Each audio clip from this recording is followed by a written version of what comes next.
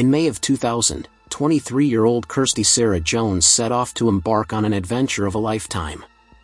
A solo trip around the world. Leaving her home in Tredeman, near Brecon, Wales, after having recently graduated from the University of Liverpool with an English and Media Studies degree, Kirsty had planned a 2-year global adventure taking in Asia, as well as Australia and New Zealand, before finishing in South America. Like most backpackers, Kirsty had earned and saved just enough money to fund her adventure, by doing odd jobs. Once on the road, she sought the cheapest accommodation in order to stretch her finances as far as possible. 3 months into her travels, Kirsty traveled 435 miles north of Bangkok to the well-known trekking hub, Chiang Mai. Whilst here, she went on jungle hikes, rode elephants and visited hill tribes. Chiang Mai, the largest city in the north of Thailand, is known for its Buddhist temples and relaxed lifestyle, which is popular with tourists from all corners of the globe. Kirsty checked into the Aree Guesthouse, a £1 per night guest house off Moon Muang Road. Unknown to Kirsty was that this particular guest house was one with a bad reputation and was not the best for a young girl to be staying in alone. The year prior, it had been closed down for 6 months after another backpacker had died of a heroin overdose in one of its rooms. The Aree Guesthouse was one in which attracted travelers who were down on their luck and lacking the efficient funds to go elsewhere. Being young, naive and in need of the lowest costs possible, Kirsty decided that this would be an adequate place for her whilst in the city. On the evening of August 9, 2000, Kirsty settled into her room on the ground floor of the guest house. At least 8 other people were in the guest house that night too, including the owner, a 33-year-old British man named Andrew Gill. Also there that night was Surin Champernet, the guest house's Thai manager, who also run a massage school in the upstairs area of the Aree. Other residents staying at the Aree that night were Stuart Crichton, a 28-year-old Australian who was keen on street fighting and was later arrested after heroin and cannabis were found in his room. A man named only as Glenn, who was an ex-Mormon and self-professed former CIA spy, who went to Thailand to recover from head injuries suffered in a car accident. Nathan Foley, a 27-year-old who was on his way from Australia to visit England and relatives in Kent for the first time. Stephen Trigg, a 27-year-old bearded British backpacker who had been on the road for 4 years by the time he had arrived at the Aree. In total, there had been 6 foreigners and 2 Thai men in the building with Kirsty. Stephen, Stuart and Glenn had been long-term residents of the guest house and had been residing there for the past few months. On Kirsty's first night staying at the guest house, she had had dinner with Nathan Foley, the Australian man who was making his way to England to visit relatives.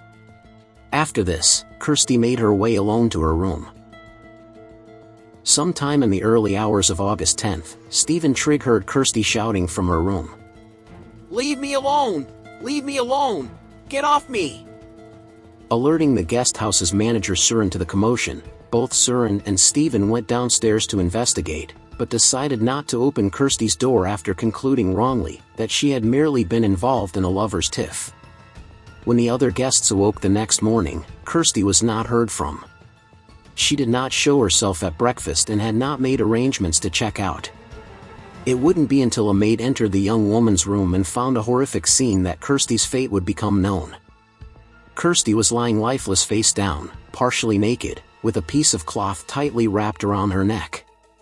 She had been sexually assaulted and strangled to death. Police were called, but by the time they arrived at the murder scene, several people had already been inside the room, including an entire Thai television camera crew.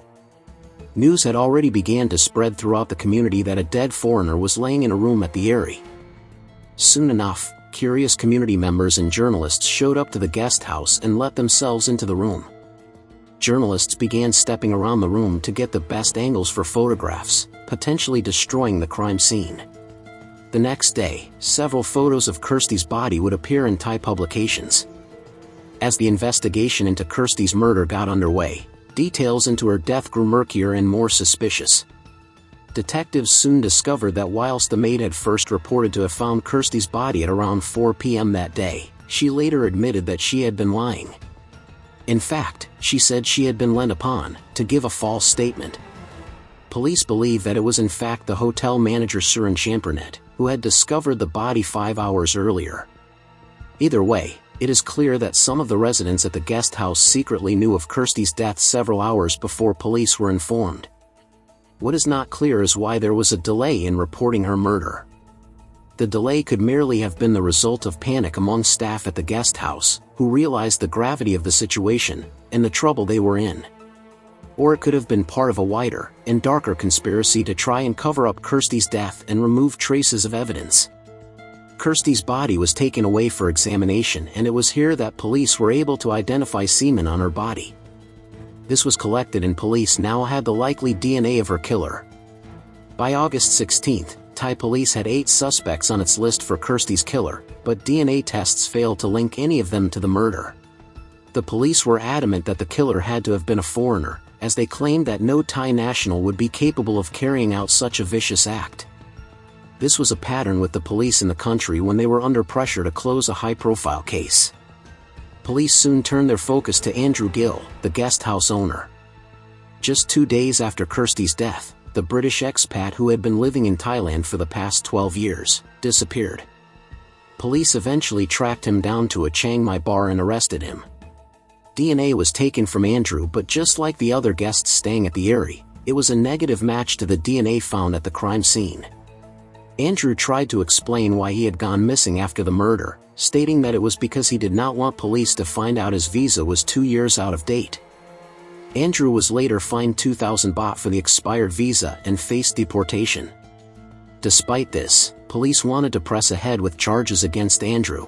Aram Chanfin, a police commander of the northern Thailand region, said that Andrew Gill was arrested on the basis of scientific tests and witness accounts.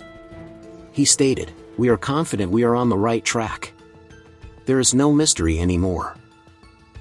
Andrew, who bought the Aree hostel after selling his house in Andorra, had become popular in the Chiang Mai area, especially with fellow British expats who were residing in the region. After his arrest, friends rallied round, taking food and water to the police station for him. 2 months later, police had no option to release Andrew after various witnesses had seen him drinking at local bars the night of Kirsty's murder, and the DNA found on Kirsty clearly was not his. There was simply no case against him.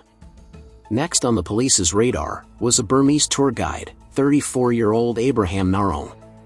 Abraham had escorted Kirsty and a group of 9 backpackers on a 3-day walking trip southwest of Chiang Mai, and was among the last people to see her alive. Abraham claims that a few days after Kirsty's murder, he was abducted by police and taken to a private house. Once there, Abraham was reportedly beaten repeatedly and told to confess. Police also demanded that he provide a sperm sample, which he refused to do.